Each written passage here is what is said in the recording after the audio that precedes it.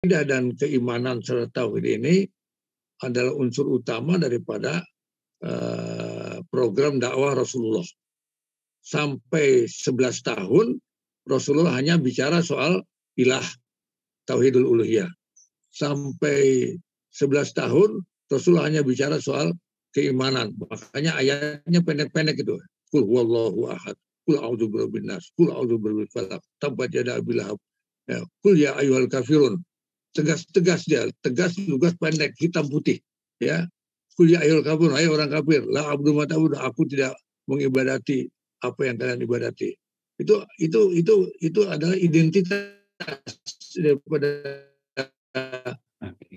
umat itu. Dia sangat hitam putih, ya, toleransi yang terbatas. Makanya kalau partai kita di zaman kini ini, Hizbullah zaman kini ini menjadi partai identitas, dia harus hitam putih itu. Ya, ini haram, ini halal, ini boleh, ini tidak boleh, tidak ada yang mutasabihat, tidak ada yang abu-abu. Nah, disitulah baru setelah 11 tahun turun perintah sholat, berarti ibarat bangunan itu tiangnya, as-sholatu imaduddin, sholat itu tiang agama. Nah, tiangnya itu baru dibangun oleh Allah pada tahun 11 kenabian, yaitu peristiwa Isra Mi'raj, perintah sholat itu. Sebelum itu selama 11 tahun tidak ada perintah sholat, tidak ada ibadah ritual, ibadah sosial, ibadah dan lain sebagainya, ibadah mahdoh itu. Nah, maka saya berijtihad dan berkeyakinan bahwa peristiwa hijrah pada tahun 13 kenabian itu adalah gerakan politik pertama di dalam sejarah Islam, di dalam kehidupan Rasulullah SAW. Makanya hijrah itu perintah Allah, ya. Jadi hijrah itu perintah Allah. Gerakan politik ini adalah di bawah perintah Allah, ya, di bawah petunjuk Allah. Maka Nabi Muhammad hijrah. Hijrahnya tidak langsung lewat jalan tol antara Mekah Madinah, Mekah Yathrib yang ada di dalam Al-Quran, ilafi Quraisyin ilafi murilatas syita'i wasaif, ya, di mana penduduk Mekah itu profesinya banyakkan yang pedagang ekspor dan impor, ya, termasuk Siti Khadijah, ya. Tidak, tapi Nabi Muhammad memakai taktik strategi politik, yaitu bersembunyi dulu di Gua Sur selama 3 hari. Nah, itulah gerakan apa namanya, gerakan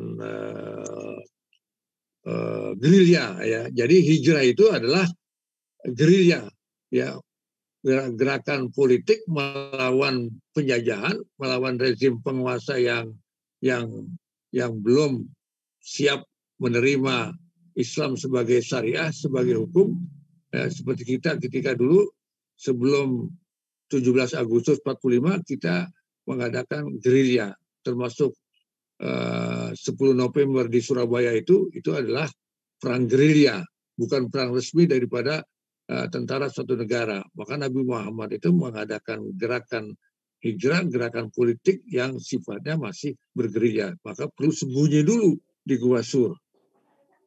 Setelah itu Nabi Muhammad tidak lewat jalan resmi yang dilalui oleh saudagar-saudagar Mekah ke Syam untuk ekspor, atau kembali ke Mekah untuk impor, atau di musim dingin mereka ke Yaman, ke selatan, ya. Tidak.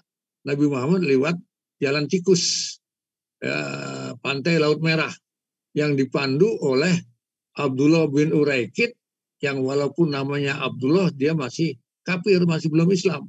Nah, inilah ada satu strategi dan taktik, bisa bekerja sama dengan orang kafir secara individu apabila dia tidak mempengaruhi dakwah Islam, karena dia sebagai profesi petunjuk jalan, ya, jalan tikus yang tidak resmi itu dibayar, itu diupah. Maka sampailah Rasulullah ke Darul Hijrah Yathrib. Nah, perlu diingat lagi bahwa sebelum sampai ke Yathrib, Nabi Muhammad mampir di satu desa pinggiran kota Yathrib, yaitu desa Kuba. Di situ Rasulullah membangun masjid. Jadi masjid yang pertama kali dibangun dalam sejarah Islam adalah Masjid Kuba. Kalau Masjid Makkah itu sudah ada semenjak zaman Nabi Ibrahim. Kemudian Masjid Al-Aqsa juga demikian. Jadi dalam sejarah Nabi Muhammad, Masjid Kuba itulah masjid yang pertama kali dibangun oleh Nabi Muhammad sendiri dalam sejarah umat Islam. Ini saya sebutkan mengapa?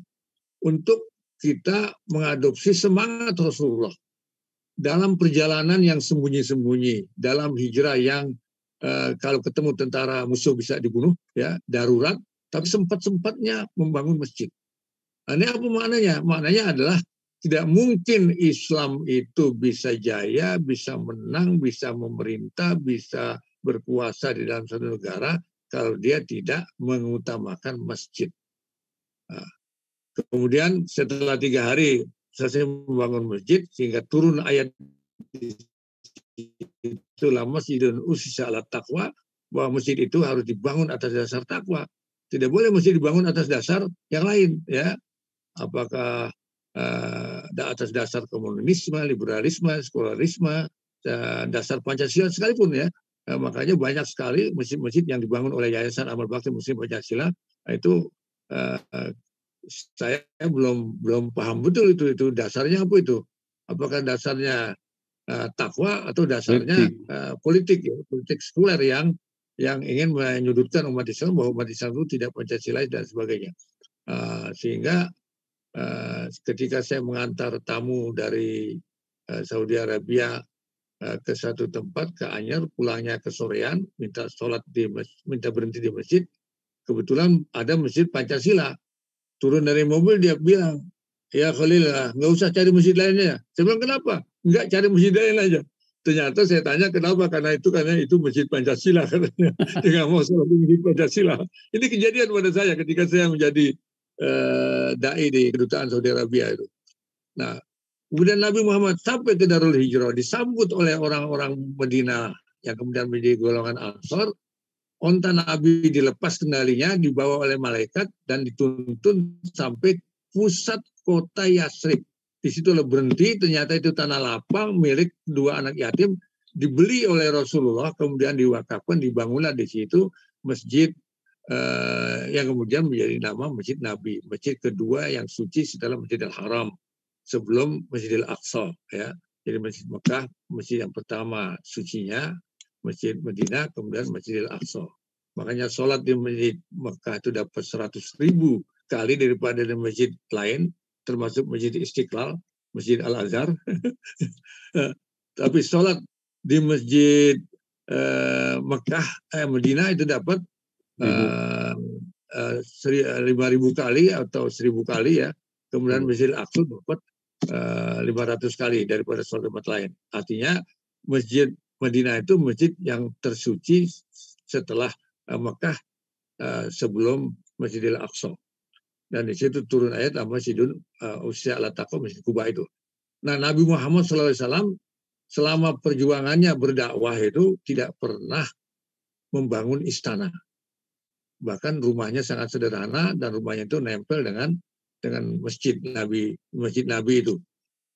Nabi Muhammad menjadikan masjid sebagai pusat kegiatan umat, termasuk politik, termasuk rapat kabinet, termasuk menerima tamu walaupun orang kafir tamunya. Pernah ada pendeta dari Nasrani dari Najran diterima Nabi di masjid Nabi, digelarkan sorban Nabi, disuruh duduk di atas sorban Nabi, menghormat pendeta Nasrani ini.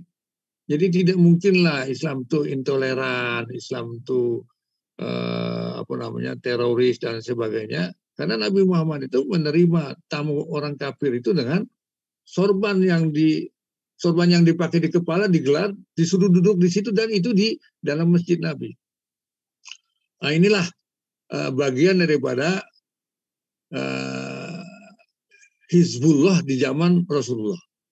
Nah, sekarang di zaman kita juga harus punya Hizbullah.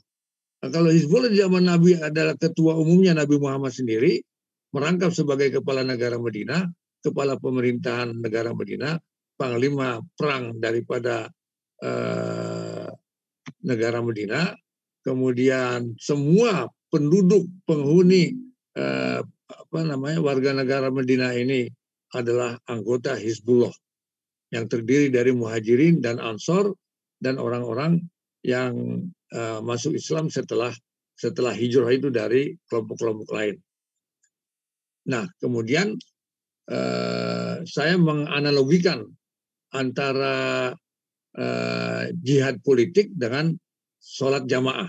Ya, sholat ini fardu ain, rukun Islam yang kedua, di mana sahabat Nabi yang laki-laki itu seumur hidup Nabi Muhammad di Madinah itu tidak ada yang tidak sholat jamaah, ya, dengan sengaja tanpa uzur.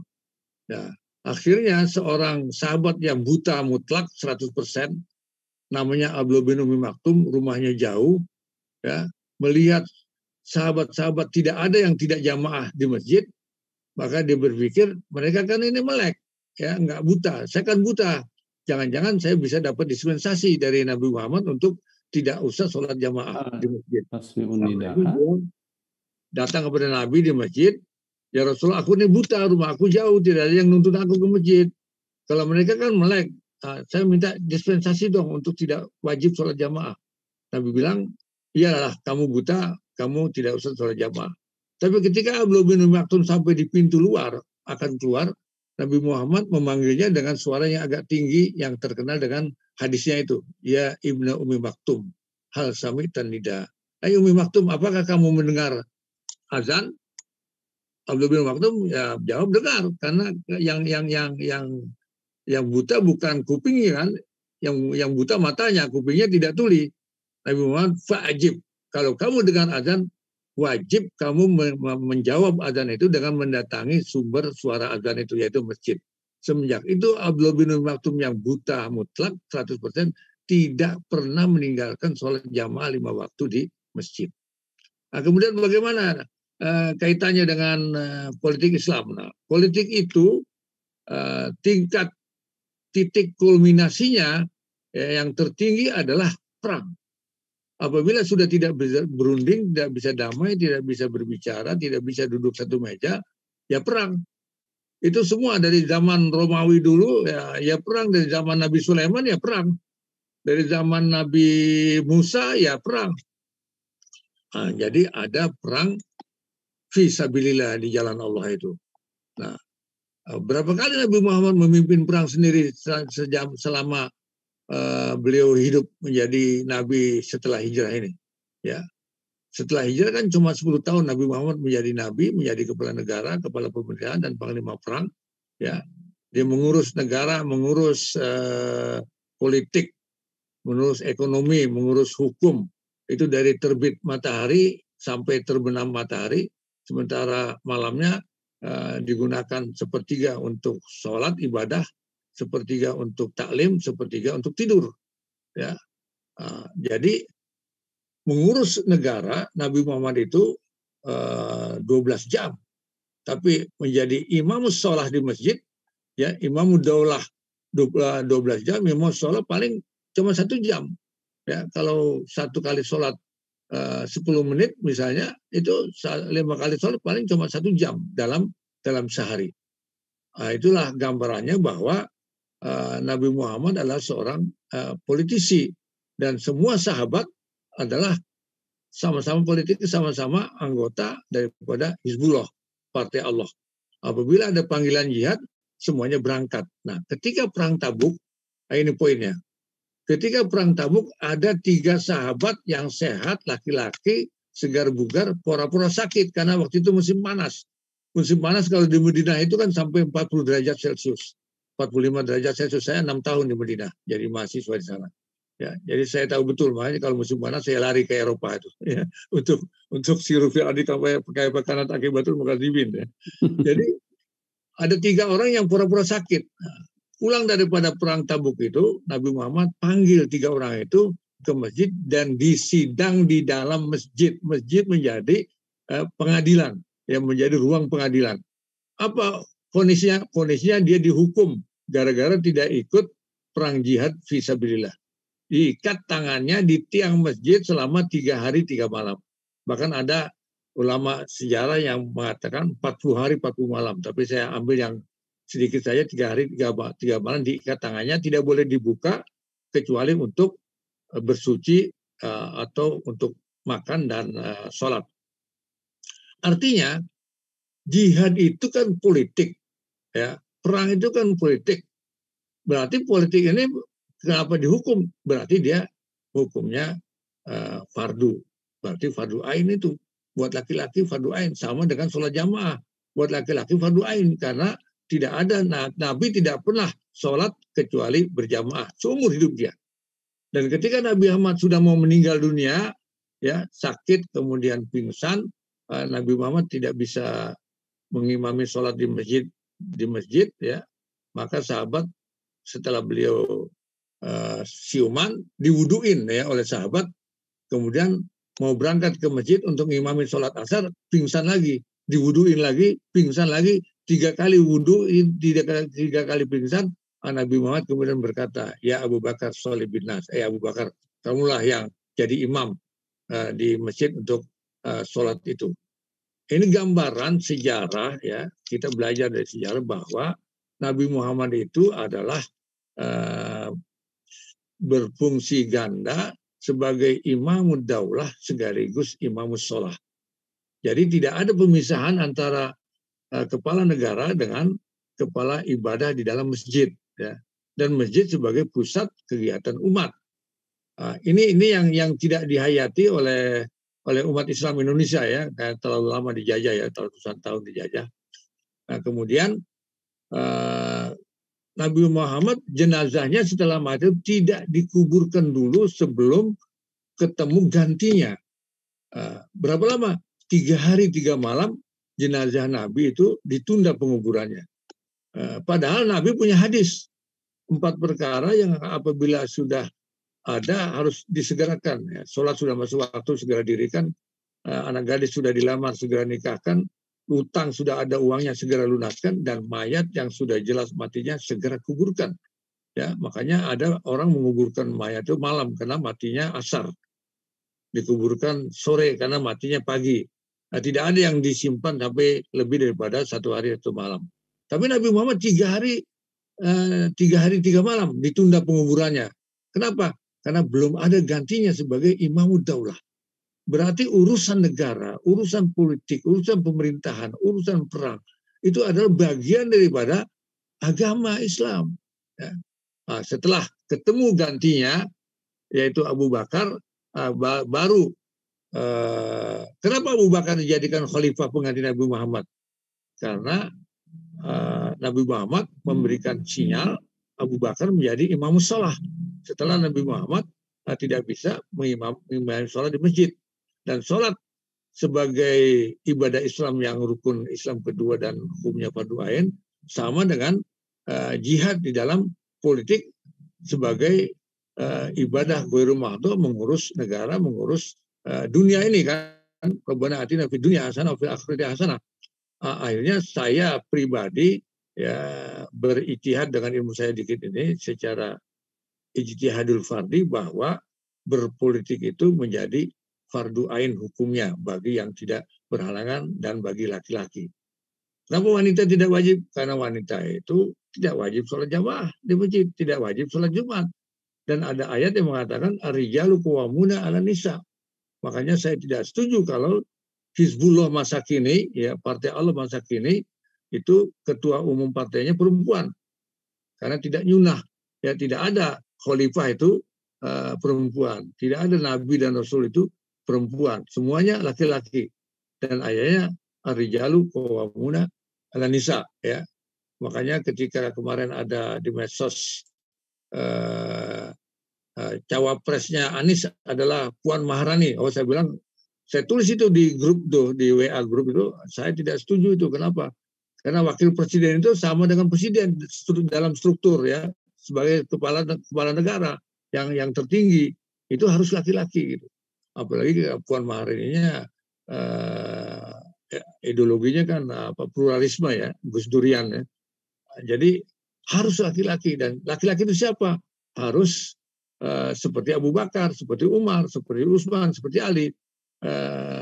Siapa mereka? Mereka adalah orang yang memahami Islam secara keilmuan, walaupun tidak disebut ulama. Karena ada hadis Nabi yang mengatakan al-ulama'u warasatul anbiya. Ulama itu pewaris para nabi. Al-ulama'u, para ulama pewaris para nabi. Maka kalau kepala negara, pimpinan partai politik adalah nabi sendiri, maka pimpinan partai politik masa kini, Hizbullah masa kini, mestinya juga diambil dari orang-orang yang memahami hukum, memahami fikih, memahami tauhid, memahami syariat, yaitu ulama.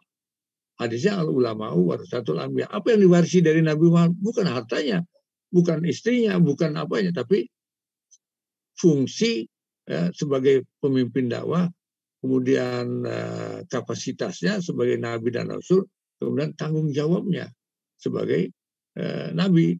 Nabi sendiri mengatakan kullukum ra'in wa kullu ra'in mas'ulun an ra'iyatihi. Setiap kalian pemimpin dan kalian akan ditanya kepemimpinan kalian di hari akhirat nanti. Oleh karena itulah saya secara pribadi berpendapat bahwa berpolitik itu hukumnya fardu ain. Kemudian membuat partai politik ya seperti Hizbullah itu hukumnya fardu kifayah. Jadi kalau sudah ada yang membuat partai Hizbullah masa kini, mestinya kita tidak bikin lagi Hizbullah yang baru, harus satu ini kan, ya. Karena kita ini kan terikat oleh ayat wa'tasimu bihablillahi jami'an wala tafarraqu. Kita sudah wa'tasimu nih, sudah amalkan di dalam partai politik. Tapi kita melanggar kalimat berikutnya itu wala tafarraqu ya. Kita bikin Hizbullah masa kini, tetapi kita berfirqoh ya, karena ada Hizbullah yang lain. Disitulah yang menjadi ijtihad kita harus diteruskan.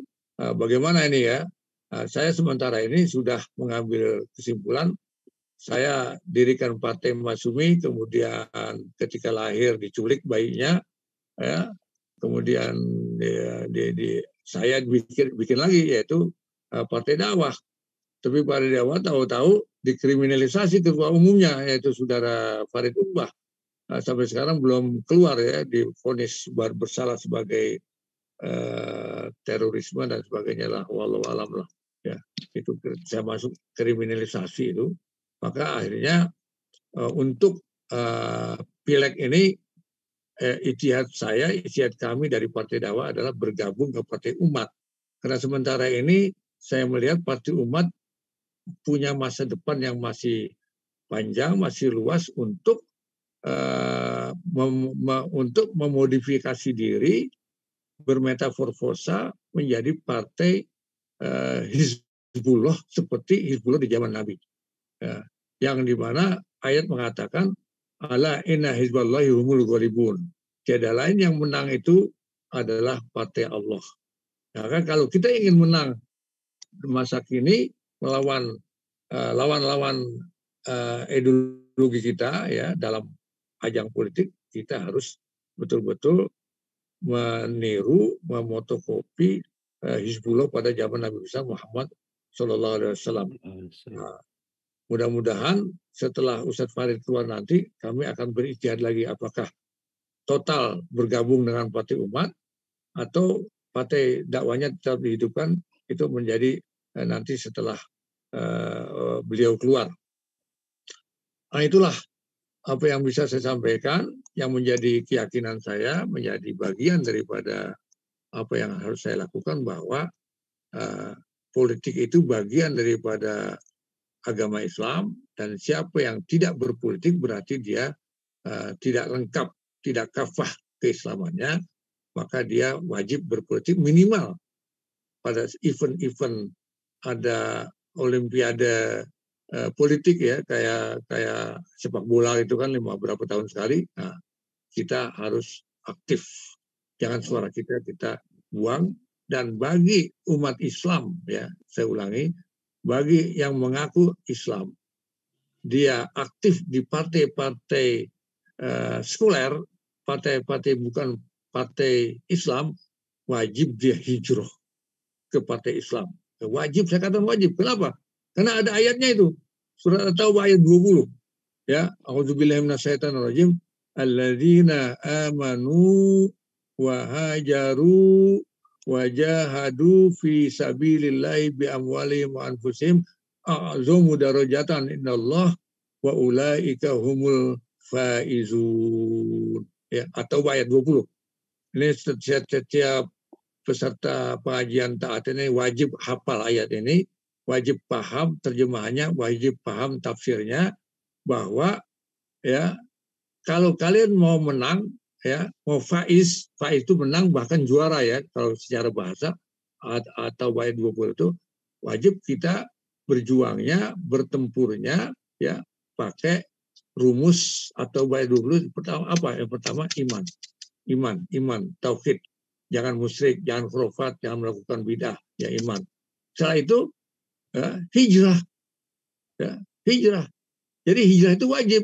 Nabi Muhammad hijrah, meninggalkan kampung halaman, meninggalkan hartanya, meninggalkan keluarganya ke negeri baru. Nah, maka saya katakan tadi, yang masih tinggal di partai-partai yang akidahnya periode Mekah, ya, akidah penguasa kan periode Mekah kan syirik ya. Dia harus hijrah ya, ke partai yang partai Madinah ya, partai Nabi Muhammad, yang ketua Nabi Muhammad, yaitu dia hijrah jadi golongan muhajirin ya, alladzina amanu wa hajaru, kemudian dia harus berjihad. Berjihad itulah aktif di dalam partai ya, ikut pileg dan sebagainya, ya bi amwalihim wa anfusihim, di jalan Allah ya, dalam rangka kepentingan Islam. Kita dirikan partai ini niatnya bukan untuk harta tahta wanita, tapi untuk Islam dan umat Islam ya, mencari ridho Allah ya. Makanya saya katakan partai Islam itu adalah partai yang syar'i kafah ya. Jadi kalau ada pengurus partai yang istrinya belum berjilbab, itu partainya belum partai Islam, itu masih partai sekuler itu ya. Kalau ada partai Islam yang pengurus yang rokok misalnya, itu belum partai Islam. Kenapa? Karena rokok itu diharamkan ya. Ini di Partai Umat ada yang ngerokok ini Pak Bunya nih. Banyak perempuan juga pada merokok di Partai Umat. Setuju tuh Pak Ustadz. Majelis ulama, kemudian ulama sedunia itu mengharamkan rokok itu kan. Di samping rokok itu mengandung ratusan racun, rokok itu tabzir kan. Nah, tabzir itu hukumnya kan haram juga kan. Innal mubadzirina kanu ikhwana syayatin ya, itu saudara kandungnya setan itu orang yang merokok itu. Ya. Jadi kalau saudara kandung setan, ibunya siapa? Ibunya kuntilanak gitu, bapaknya genderuwo, nenek moyangnya iblis gitu. Makanya berhenti lah merokok lah. Rokok itu kan membuat kaya oligarki kan. Ya, rokok gudang garam, makan rokok jarum itu kan yang terkaya di Indonesia ini kan, gara-gara umat Islam merokok. Coba umat Islam berhenti ngerokok, puasa sebulan aja merokok. Itu bilang Ki Kuan Gi yang PDIP itu, yang Cina itu bilang, kalau umat Islam berhenti ngerokok 1 bulan, puasa seperti puasa Ramadan, itu bangkrut semua. Ya, urusan rokok itu, maka oligarkinya jadi tinggal 7 kan, jadi 9 itu. Nah, itu yang bisa saya sampaikan, bahwa berpolitik itu wajib, maka kita harus aktif, kemudian menjadi pengurus dan partai Islam yang syar'i dan kafah itu, seperti Hizbullah zaman Nabi, itu fardu kifayah. Nah, kita sekarang akan menjalankan fardu kifayah, dan saya sendiri umur sudah 76 tahun, masih maulah kalau tidak di depan banget gitu ya, di belakang-belakang itu. Tapi kalau jadi pengurus, jadi apa, mungkin sudah tidak mengizinkan dari sisi fisik dan kekuatan berpikir. Sampai di sini, terima kasih atas perhatiannya. Billahi taufiq wal hidayah. Wassalamualaikum warahmatullahi wabarakatuh. Waalaikumsalam warahmatullahi wabarakatuh. Syukran jazilan Kiai Holil atas pencerahannya yang luar biasa untuk kader-kader kita, Kiai. Jadi alhamdulillah, mudah-mudahan nanti ini kelihatannya perlu dilanjutkan ini Kiai Holil pengajiannya dengan antum narasumbernya. Mungkin nanti 2 dulu ya ngerti ya. Jadi kalau antum ada waktu nanti mesti dilanjutkan ini Kiai, untuk politik Islam. Biar kita ini para pengurus gitu ya mendapatkan bagian kedua gitu ya. Jadi kira-kira gitu Kiai. Ya, tapi sebenarnya dari jauh-jauh hari, jangan tinggal 2 hari. Jauh-jauh hari sudah siap ya. Dan sekarang alhamdulillah Zoom-nya saya udah bisa nih, jadi nanti tidak akan habis waktunya oleh aplikasi Zoom ya. Insya Allah, Siap, Kiai. siap. Kalau sekedar bicara, sekedar ceramah itu siap lah. Tapi kalau jadi pengurus, mohon maaf ya. Ya. Alhamdulillah. Baik, para sahabat, ini masih ada waktu ya 15 menit lah. Kita coba tanya jawab. Siapa yang mau bertanya silakan diangkat tangannya. Jadi intinya hari ini kita sudah bahas tentang bagaimana pentingnya politik di dalam Islam yang sama dengan kewajiban umat Islam yang lainnya. Jadi belum lengkap, tadi sudah dibahas oleh Kiai Holil bahwa kalau kita itu tidak berpolitik secara Islam, jadi kita itu wajib gitu ya berpolitik secara Islam. Nah para sahabat silahkan kalau ada yang mau ditanya, ini Bu Maryam, silahkan Bu dibuka mikrofonnya Bu Maryam, silahkan Bu. Dibuka mikrofonnya, Bu.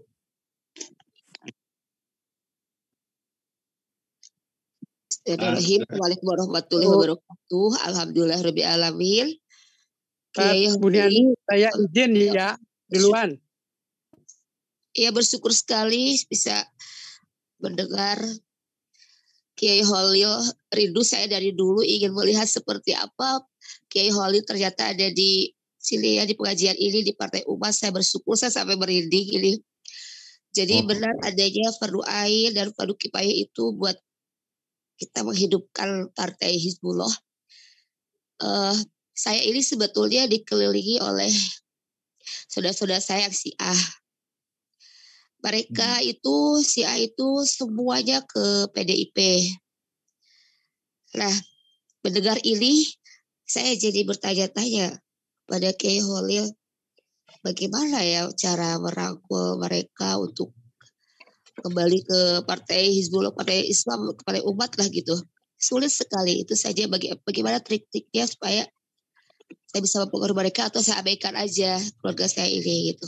Terima kasih Kiai Holil atas segalanya. Semoga Kiai Holil bisa terus membimbing kami dalam hal hijrah politik ini. Saya senang, bangga, bahagia banget. Saya ingin ada Kiai Holil muda. Amin ya Allah ya alamin. Terima kasih. Assalamualaikum warahmatullahi wabarakatuh. Salam, syukur Maryam untuk pertanyaannya. Langsung aja Kiai Holil. Ya, pertama kita dulu meyakini bahwa Syiah itu bukan Islam. Suaranya kecil. Di zaman sahabat itu nggak ada istilah Syiah, nggak ada istilah Islamnya Ahlus Sunnah wal Jamaah, karena semuanya kompak ya dalam satu barisan, yaitu barisan sahabat. Kemudian setelah ada Syiah yang mengatakan bahwa Siti Aisyah itu pelacur ya, kemudian Abu Bakar, Umar, Utsman itu perampok, jabatan khilafah dan sebagainya lah ajaran Syiah itu baru muncul. Kalau mereka itu Syiah itu artinya kelompok ya, golongan ya. Sempalan lah gitu Syiah itu artinya.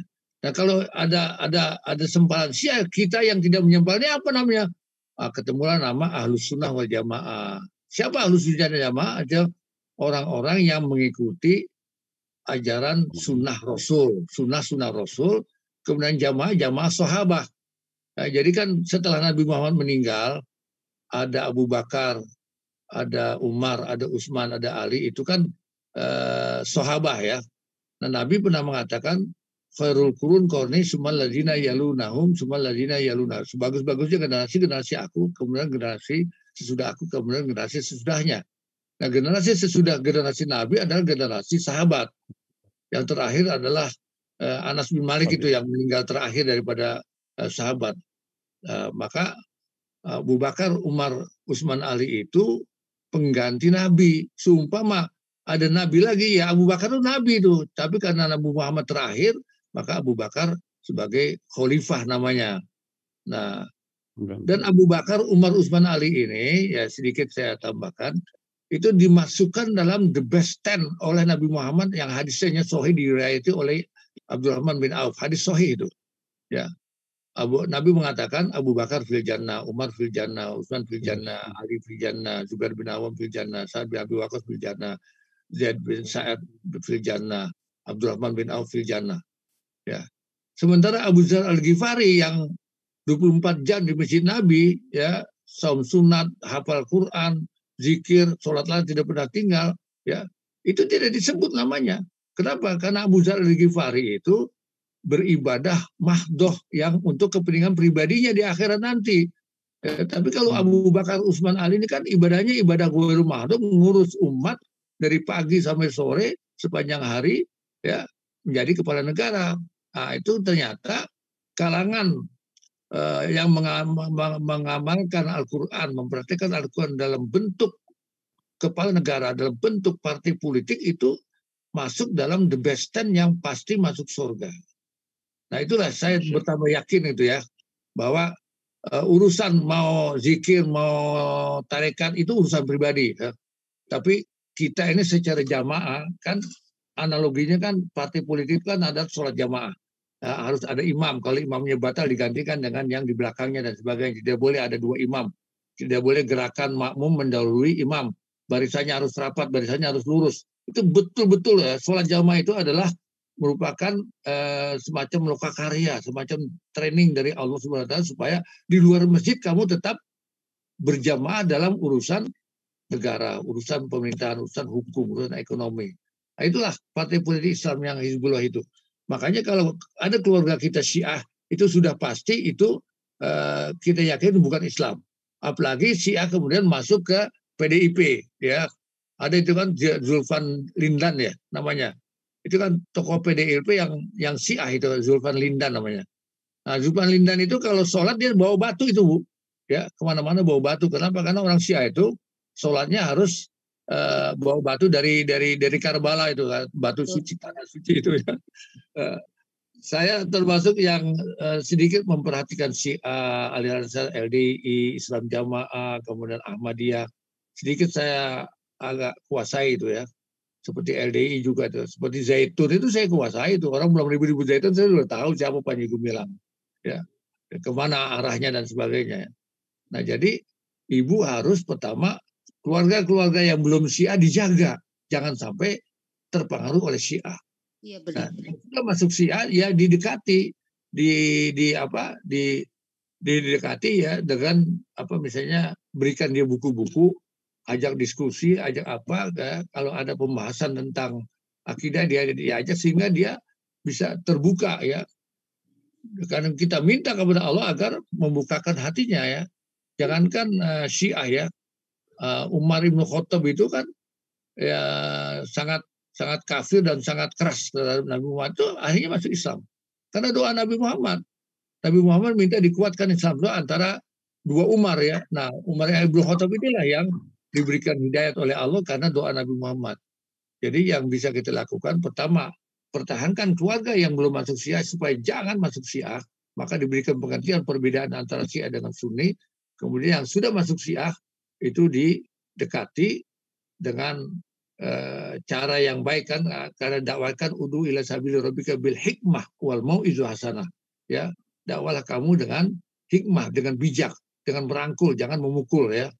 Dengan apa namanya? Mengundang, jangan menendang ya, jangan ditendang, itu orang Syiah itu keluarga kita kan. jadi dirangkul ya, diajak diskusi, diajak baca buku sebagainya sehingga dia keluar. Kalau tidak bisa ya itu udah takdir Allah. Saya kira itu Kiai. Mereka pinter Kiai, kalau berdebat tuh pinter banget. Oh iya, memang dia dilatih itu Bu. Syiah itu untuk berdebat tuh dilatih. Dan dia kan ada ajaran dia yang berbeda dengan kita, itu namanya taqiyah. Taqiyah itu boleh berbohong demi keselamatan kelompok, demi keselamatan orang Syiah.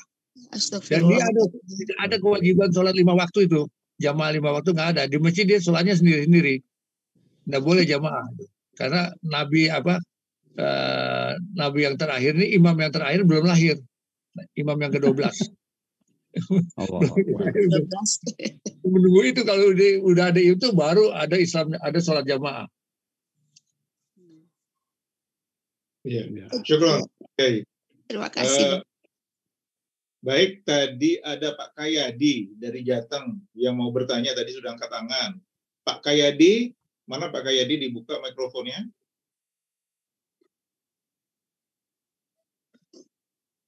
Assalamualaikum Pak Kayadi. Dibuka mikrofonnya. Oh, oke. Ini nggak ada yang nyahut. Sudah. Siapa ya, ya? Oh, ini Romat. Silakan Pak Romat. Dibuka mikrofonnya, Pak. Sudah nih Ustaz. Assalamualaikum warahmatullahi wabarakatuh. Oh, oke. Pak Kayadi dulu, Pak Kayadi. Sebentar, Pak. Ya, silakan Pak Kayadi. Baik, ketersuruhan Ustaz. Assalamualaikum warahmatullahi wabarakatuh. Waalaikumsalam. Waalaikumsalam warahmatullahi wabarakatuh. Jadi karena sinyal dan ketentuan Allah memang. Jadi kita bicara terkadang nggak kedengar ya. Baik, terima kasih Pak Ustadz Bunyani, Pak Kiai. Iya. Yang pertama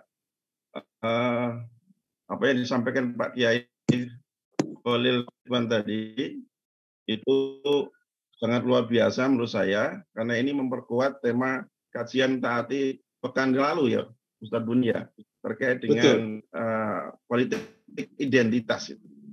Jadi memang betul menurut saya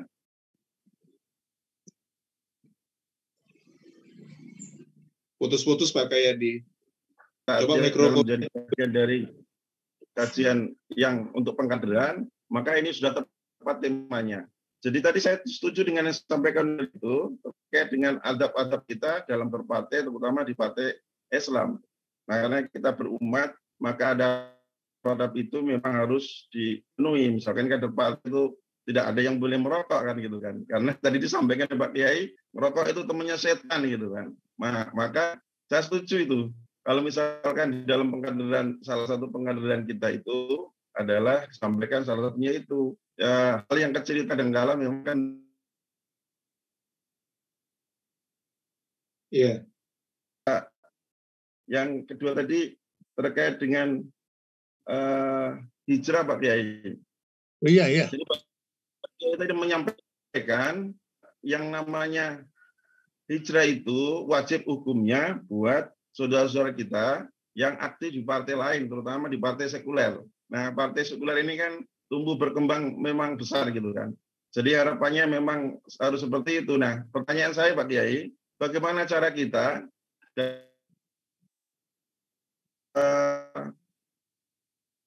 cara bagaimana supaya bisa menarik saudara-saudara kita yang ada di luar itu, karena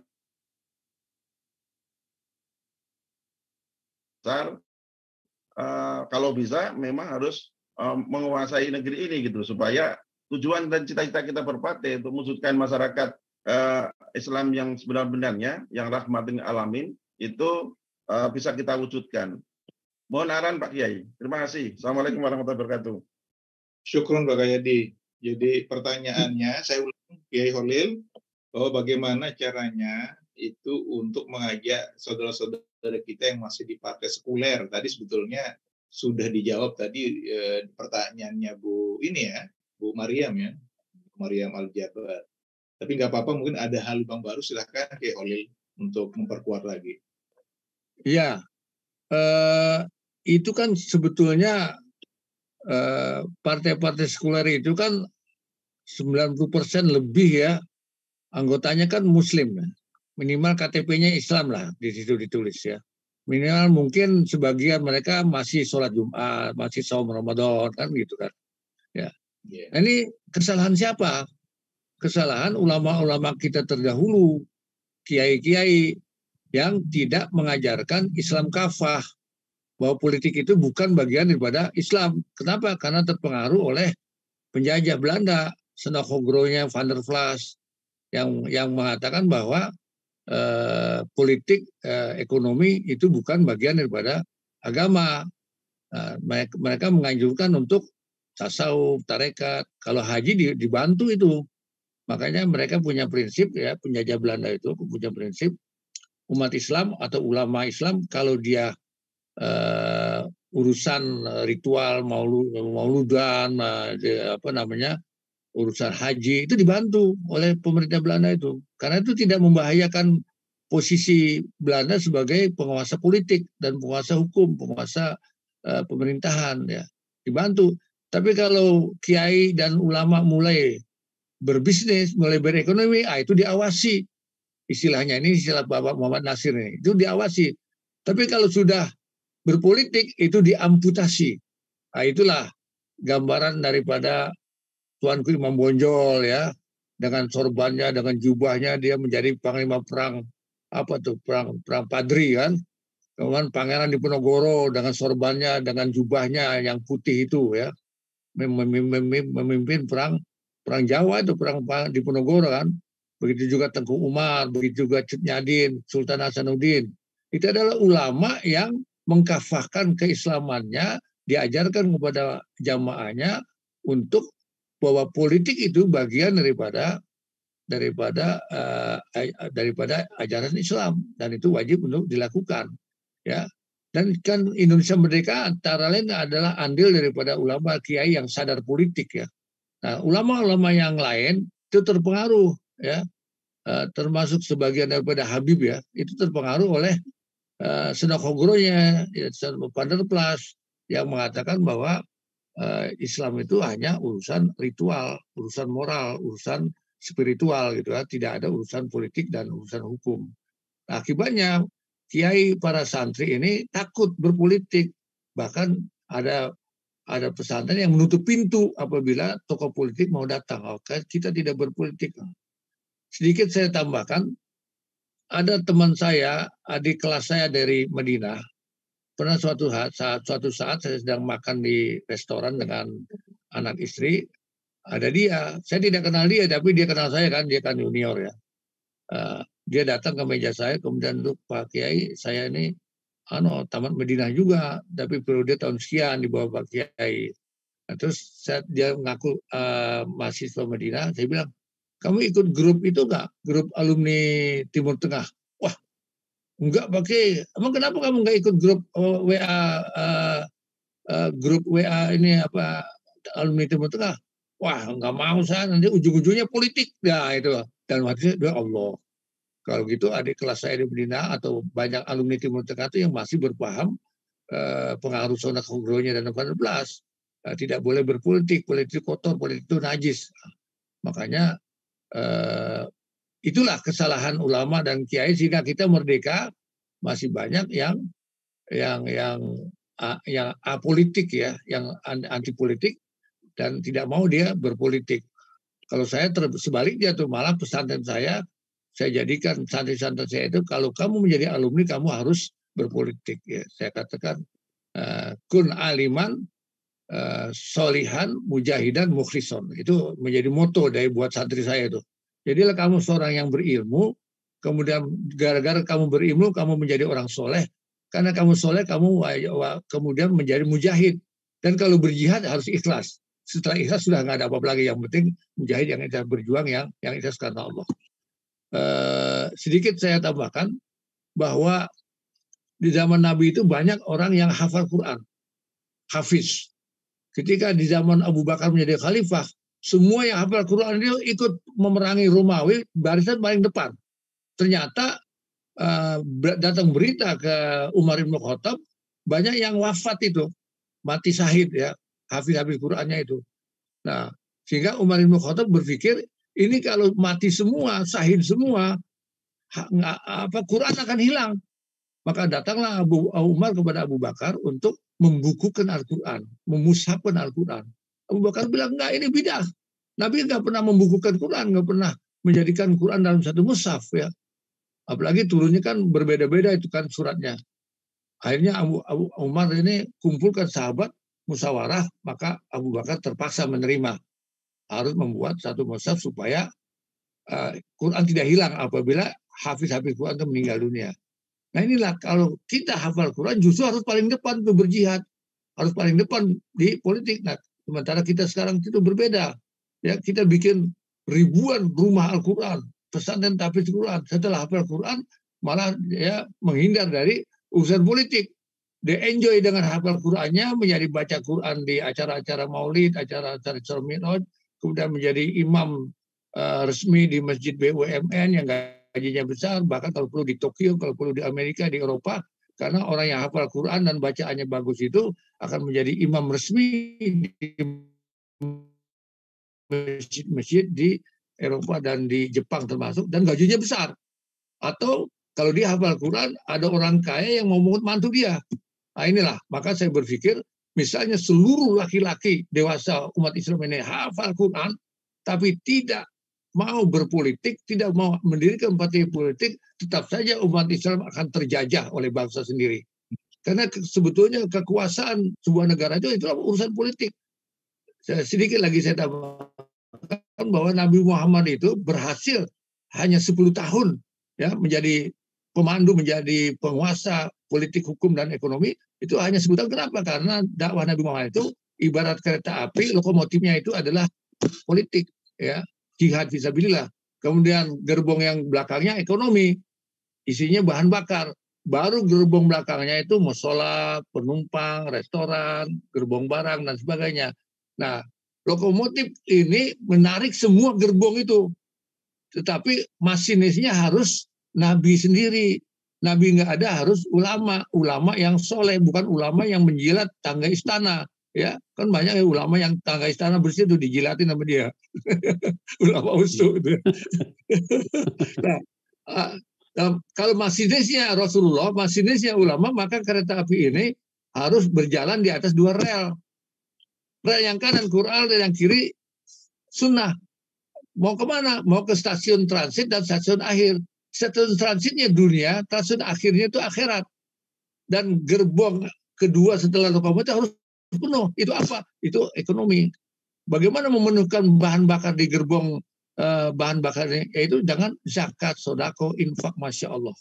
Ya, zaitun itu bisa membangun pesantren termegah se Asia Tenggara, ya, karena ada infak wajibnya itu dari jamaahnya itu kan, walaupun dengan cara yang haram, ya, cara merampok dan sebagainya, tapi itu betul, ya, artinya umat Islam itu harus kuat dari sisi ekonomi. Karena ada hadisnya itu, Pak. Hadisnya al-mu'minul qawiyyu khairun wa ahabbu ila Allahi minal mu'minid dhaif. Orang mukmin yang kuat lebih dicintai dan lebih baik bagi Allah daripada orang mukmin yang lemah. Kuat apanya? Kuat segalanya, termasuk kejantanannya. Kuat untuk punya istri 4. Kalau punya istri 4 anaknya banyak, itu kan orang Eropa, orang Amerika dan Cina kan kalah. Umat Islam menjadi mayoritas di dunia nanti.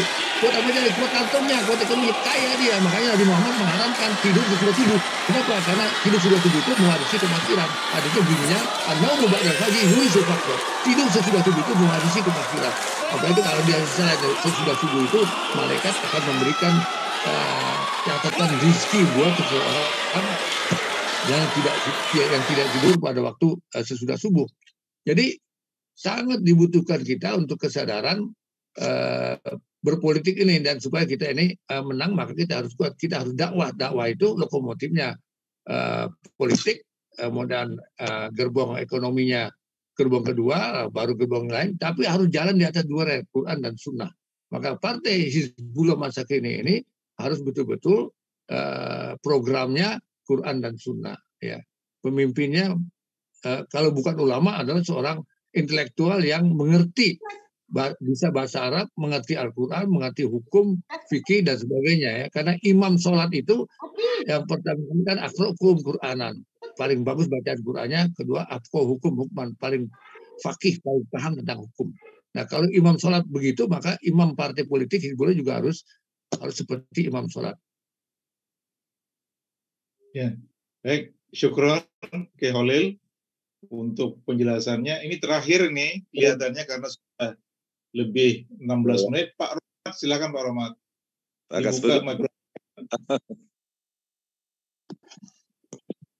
Silakan Pak Rohmat. Dibuka mikrofonnya. Assalamualaikum ya, Kasbudin. Iya, sebentar. Ya, ini Pak Rohmat. Ya, langsung saja bahwa saya menyambut sesuatu harapan yang besar untuk Partai Umat ini betul-betul menjadi sebuah partai Hizbullah. Maka persyaratan itu harus dimulai semenjak dini, dan Majelis Taati ini itu saya kira merupakan daurah nasional untuk membekali para kader, para simpatisan, itu loh, dari hal-hal yang sangat basic, hal-hal yang sangat mendasar. Dan sebagaimana tadi yang disampaikan Kiai Khalil tadi, maka mestinya daurah-daurah tauhid, daurah wala wal bara, manasadatain, Hizbullah, al-haq wal batil, termasuk juga takwinul ummah, itu menjadi harus dimiliki oleh setiap pengurus, setiap kader, setiap simpatisan. Dan kemudian juga harus juga punya orang-orang yang punya kapasitas seperti Bang Naban Hussein gitu loh, sehingga bisa mengkanter Syiah dan juga mengkanter partai-partai yang malu-malu untuk menampakkan Islam. Jadi tinggalkan seperti itu, termasuk keluarga besar kita harus tinggalkan partai yang ingas-ingis, yang hanya pura-pura berislam. Nah, oleh karena itu tadi persyaratan disampaikan oleh Kiai Khalil tadi, tauhidnya benar, harus hijrah, harus jihad. Nah, maka yang awalnya adalah tauhid itu sendiri yang menjadi basic. Nah, sehingga dakwah kita, hidup kita ini adalah hanya untuk dakwah, hidup kita untuk jihad, hidup kita harus hijrah gitu loh. Saya kira itu saja Kiai Khalil. Saya kira ini perlu menjadi sebuah keharusan setiap pengurus untuk mengikuti majelis taati ini sebagai daurah nasional yang menjadi persyaratan gitu. Terima kasih Pak Kiai. Syukuran Pak Rohmat. Jadi ini tanggapan dari Pak Rohmat. Insya Allah sebetulnya itu tujuannya Pak Rohmat, agar kita ini mingguan lah ya kita bertemu gitu, mendapatkan pencerahan, dan ini sebetulnya bentuk pengkaderan gitu ya.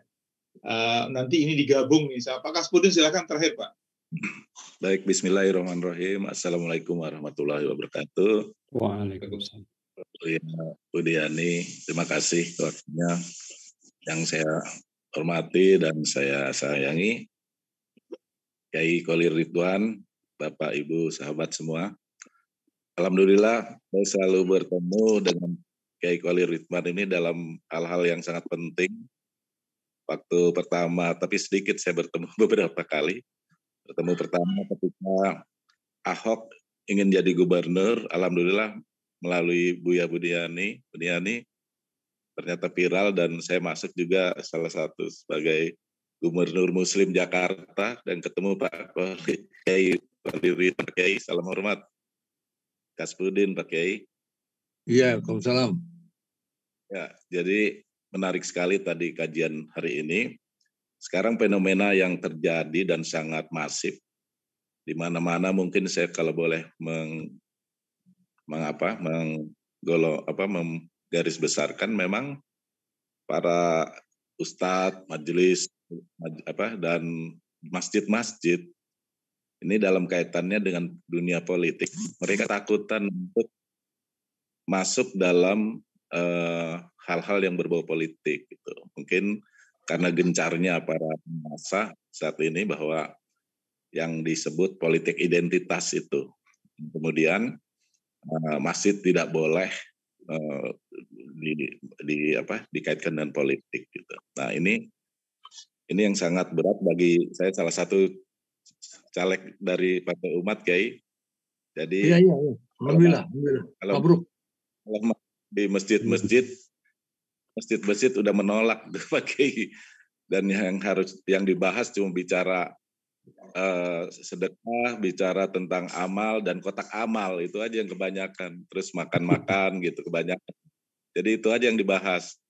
Tapi pengajian tetap pengajian gitu. Tapi kalau bicara politik udah sama sekali sepertinya kotor gitu. Apa yang tadi disebut Pak Kiai itu sangat benar. Yang kedua, di lapangan juga masyarakat sangat masif sekali gitu. Untuk bicara masalah politik, yang penting uang. Yang penting para caleg datang bawa uang, bawa sembako, bawa tebar pesona dan lain-lain. Jadi kalau kita yang benar-benar menjalankan apa yang tadi disampaikan oleh Pak Kiai, ini sangat berat sekali kita nih. Nah, ini bagaimana caranya? Pertanyaannya itu, hal ini bisa kita hadapi ya. Saya pernah membaca hadis Rasulullah, tapi ini mungkin Kalau salah mohon dikeluruskan. Tapi intinya adalah siapa yang memberi dan menerima suap atau perantara itu Rasulullah melaknat begitu. Itu pertanyaan Pak Kiai dari semuanya, mungkin barangkali bermanfaat. Sekian, terima kasih. Wassalamualaikum warahmatullahi wabarakatuh. Saya jawab langsung ya, Pak Bunani, saya jawab langsung. Ya, alhamdulillah, Pak Samsudin ya namanya. Kaspudin. Siapa? Kaspudin. Okay. Ya. Ya, terima kasih Pak Kaspudin. Alhamdulillah juga menyebut nama saya itu lengkap, Khalil Ridwan. Karena sekarang ada Khalil Yakut, ada Khalil Sakub ya. Namanya tetap di hati walaupun jauh. Ada Khalil Bisri kan dulu, ada Khalil, sekarang ada yang di MUI Khalil apa gitu. Jadi menyebut nama orang Indonesia harus lengkap ini, harus menyebut nama bapaknya. Kalau orang Ridwan cuma satu insya Allah. Alhamdulillah. Cuma saya senang juga ini masih dalam bulan Agustus nih pecinya merah tapi bajunya putih, jadi merah putih nih Pak. Kalau misalnya bajunya merah juga, wah itu saya nggak Islami. Merah dulu nggak Islami karena warna merah itu kan hobinya PKI sama PDIP. Sangat juang. Tapi merahnya karena Betawi dia, merahnya bukan karena macam-macam, karena Betawi ya. Makanya kalau bajunya putih masih bagus, cocok dengan 17 Agustus ya.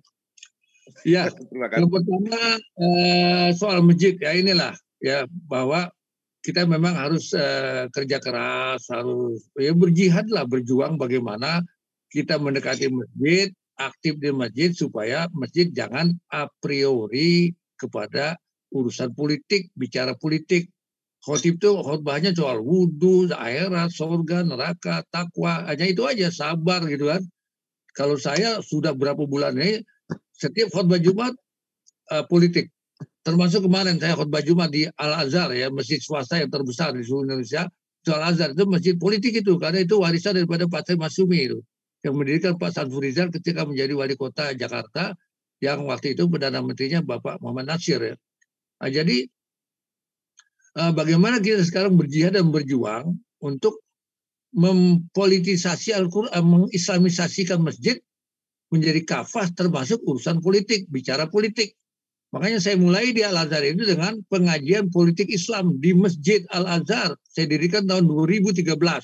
Supaya apa? Supaya masjid-masjid lain tuh ikut mau bicara politik di dalam masjid. Kalau ada fakultas sospol di universitas, kenapa fakultas sospol, pengajian sospol itu di masjid nggak boleh? Ya, nah, itu. Ya, jadi itu pertama tentang masjid tadi. Kita udah terlanjur mereka orang-orang tua kita katanya tidak mau mengotori masjid dengan urusan politik ya. Tidak, Nabi Muhammad bicara politik dalam masjid. Khutbah Nabi itu khutbah politik, khutbatul wada itu politik itu. Ya, Haji Wada itu adalah jambore internasional umat Islam dari seluruh dunia. Makanya ada khutbah wada, ya, ada khutbah wukuf di Arafah itu. Itu politik isinya tuh. Coba baca dah khutbah wada Nabi Muhammad itu politik. Kasih tahu tuh sama kiai-kiai Betawi itu ya, bahwa itu khutbah itu isinya politik dan ekonomi. Kemudian kotak amal, ya. Nah, ini juga kata amal dibonsai ya dengan kotak ini. Ya, karena amal itu sebenarnya sangat luas sekali kan. Wal asri innal insana lafi khusr illa alladziina aamanu wa 'amilus sholihat. Jadi amal itu sangat luas, semua perbuatan baik kita ini amalnya akan dihitung di hari akhirat. Maya'mal misqala dzarratin khairan yarah wa maya'mal misqala dzarratin syarran yarah. Sementara di masjid itu ada amal dikotakin. Nah, itu saya nggak setuju itu. Ganti namanya menjadi kotak infak atau kotak sodako atau kotak apa. Dan kalau amal jangan amal jariah, amal jariun, karena yang jariah itu sodako dalam bahasa Arab yang benar. Nah, banyak sekali yang dibonsai ya, sehingga menjadi amal itu menjadi ini ya. Di desa-desa itu tukang mandiin mayat itu kan namanya amil ya. Masa amal cuma mandiin mayat ya kan. Nah, bahkan kita harus kita kita kembalikan kata amal itu pada posisinya, bahwa semua amal perbuatan yang baik itu adalah amal. Jadi amal ada yang soleh, ada yang toleh. Nah, kita kan amal soleh nih. termasuk berpolitik, itu amal soleh. Bahkan amal politik itu menjadi lokomotif daripada semua amal. Kemudian berkenaan dengan uang ini memang barat kapitalisme, feodalisme ini menjadikan demokrasi itu di Indonesia khususnya menjadi demokrasi uang.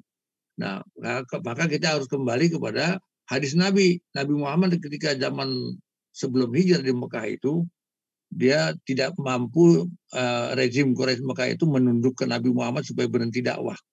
Maka dipanggil Abu Thalib pamannya, Abu Thalib tuh ponakan lu tuh luar biasa tuh ya. Dia kalau dia mau jadi raja, kita akan jadi raja. Kalau dia mau istri yang cantik, kita adakan kontes wanita tercantik buat kita kawinin sama dia. Kalau mau harta, kita kumpulin harta penduduk, maka kita kasih dia menjadi orang terkaya di Mekah. Maka asal dia berhenti dakwah, nah itu berhenti dakwah kepada rezim ini. Maka Abu Thalib panggil Muhammad, ponakan, ini ada tawaran nih dari penguasa nih, rezim nih, rezim Quraisy. Apa? Udahlah, berhenti dakwah lah. Nanti kamu diangkat jadi raja, dikasih harta semuanya pada orang terkaya dan istri tercantik. Nah, Nabi Muhammad jawab apa? Itulah hadis yang sangat terkenal yang buat ulama itu. Ya. Nabi Muhammad mengatakan, "Lau wada'u syamsa fi yamini wal qamara fi yasari lan atruka hadzal amra au ahlika duna." Kalaulah penguasa rezim itu bisa memberikan aku hadiah berupa matahari, dia taruh di tangan kanan, bulan di tangan kiri, ya, aku tidak akan pernah meninggalkan dakwah ini atau aku mati karena dakwah. Nah, coba hadis ini coba dihayati dan dipraktikkan oleh ulama, oleh para kiai, oleh Syekh Panji Gumilang itu, ya. Dia kan nggak mau dibilang kiai, saya di atas kiai. Itu kita wajib mengamalkan itu, ya. Artinya kita tidak boleh terbeli, tidak boleh tergadaikan iman kita, keislaman kita oleh uang, oleh jabatan, oleh harta, oleh wanita dan lain sebagainya. Nah, itu yang berkenaan dengan politik uang. Jadi memang partai dakwah ini tidak boleh politik uang. Ya, jadi jangan kasih hadiah itu kepada pemilih itu kan. Jangan kasih sembako dan sebagainya. Kenapa? Karena itu merupakan sogokan itu, nyogok kepada yang punya suara rakyat supaya memilih dia. Nah, itu hukumnya haram, dosa, bahkan dikutuk oleh Allah. Nah, hadis tadi yang disampaikan oleh beliau yang nanya itu bunyi bahasa Arabnya begini, ya. La'anallahu ar-rashi wal murtashi. Allah mengutuk orang yang memberi riswah dan yang menerima riswah. Jadi yang dikutuk itu bukan hanya yang memberi, yang menerima juga dikutuk. Jadi umat ini kasihan. Gara-gara sembako dia jadi dikutuk Tuhan. Nah, kita harus kasihan tuh, jangan kita kasih dia jadi kutuk dan juga kita dengan kita ngasih kita berarti akan menjadi yang mal'un, dikutuk oleh Allah Subhanahu wa taala. Kemudian keluhan bahwa kalau gitu berat juga nih berpolitik dakwah nih. Ya memang berat, ya. Makanya harus berjihad. Jihad itu kan mengorbankan. Jihad itu bukan ngebom ini semua, tidak, mengorbankan apa yang kita miliki, harta kita, jiwa raga kita, ya, waktu kita dan sebagainya, itu jihad. Tadi kan ada itu kan ayat surat Taubah ayat 20 kan, alladzina amanu wa hajaru, iman dan wajahadu dan jihad. Ya. Nah, sekarang ini ada orang bilang, Pak Kiai, bagaimana saya bisa jihad bil amwal? Saya kan miskin. Saya bilang enggak, kamu bisa jihad seperti orang kaya. Kenapa? Karena kamu punya waktu banyak. Orang Arab mengatakan al waktu asbanu minaz zahab. Waktu itu lebih mahal daripada emas. Ya, orang kafir Inggris mengatakan time is money, waktu adalah uang. Nah, ente kan pengangguran, ente kan miskin, banyak waktu. Waktu ente itulah, umur ente itu ente jihadkan. Datang ke kantor-kantor partai umat, ya, tanya sama partai, ini anak Sabtu Ahad ini libur, apa mau disuruh, nggak usah digaji, ya, apa bersih-bersih, apa beres-beres, apa ngetik, apa-apa gitu ya. Itu bisa orang miskin berjihad dengan waktunya, karena waktu itu lebih mahal daripada emas. Itu berkenaan dengan waktu dan berkenaan dengan beratnya berjuang, ya, berkenaan dengan riswah, ya, kotak amal dan sebagainya. Mau nggak mau memang kita ini ibarat kita masih periode Mekah nih, partai umat nih, ya, masih susah nih, masih susah. Karena kita melawan rezimnya, melawan masyarakatnya juga yang masih sekuler. Sekuler itu kan sudah diharamkan oleh Majelis Ulama. Majelis Ulama itu di buku kumpulan fatwa itu ada fatwa majelis ulama yang mengharamkan paham liberalisme, sekulerisme, dan pluralisme. Haram itu artinya berdosa kalau kita mendukung paham itu, apalagi mengamalkan. Kalau kita mengamalkan paham itu, kita murtad, harus baca syahadat lagi itu. Itu ada tuh, kalau mau nanti saya cariin, saya masih punya tuh buku kumpulan majelis fatwa itu, dan Partai Umat harus punya tuh. Ya, setiap pengurus cabang, pengurus wilayah harus punya tuh kumpulan fatwa MUI dari tahun 1975. Itulah jawaban saya. Memang berat ya, tidak ada yang ringan itu, kecuali harus dilalui dari berat. Kan ayatnya mengatakan inna ma'al usri yusro. Tokoh-tokoh partai umat ya, Quran tuh baca tuh inna ma'al usri yusro. Sesungguhnya setiap kesulitan akan di ujungnya itu ada kemudahan. Itu kan ayat Quran. Kita wajib mengimani ayat kebenaran Al-Quran. Terima kasih.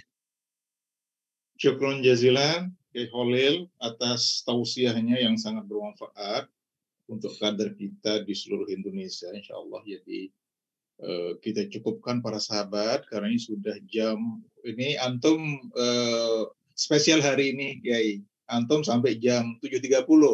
Biasanya kita selesai jam 7 biasanya. Alhamdulillah, biasanya jam 7 udah ditinggal ya. Sudah selesai kita Kiai. Baik, insya Allah, tapi boleh Pak Bun, silakan. Sedikit saja. Terkait dengan reswah, kebetulan kami background-nya takaful, itu ada penjelasan bahwa reswah itu adalah ihqaqul batil wa ibtalul haq. Jadi membenarkan yang batil nih dan membatilkan yang benar gitu loh. Artinya bahwa Pak Caleg tadi mengeluarkan dana-dana untuk kebenaran nggak apa-apa. Beda kalau partai batil supaya diakui jadi benar, itu yang nggak boleh. Kita dakwah harus mengeluarkan malia, ada minuman, ada snack, itu bukan reswah. Kita punya kader harus kita beri bensin, itu bukan reswah. Gitu loh. Baik. Rohmat, itu topik yang lain nanti kita diskusikan. Syukron Pak Rohmat, insya Allah. Oke, jadi Kiai Khalil tidak usah ditanggapi, insya Allah karena waktunya juga sudah habis. Insya Allah nanti kita cari waktu lain, karena juga waktunya sudah habis. Jadi sahabat mau silaturahmi habis ini, mungkin 15 menit, 30 menit. Jadi syukron jazilan Pak Rohmat untuk tanggapannya juga terutama ke Kiai Khalil. Hanya ini Ustadz Aib masih bersama kita. Ya, siap.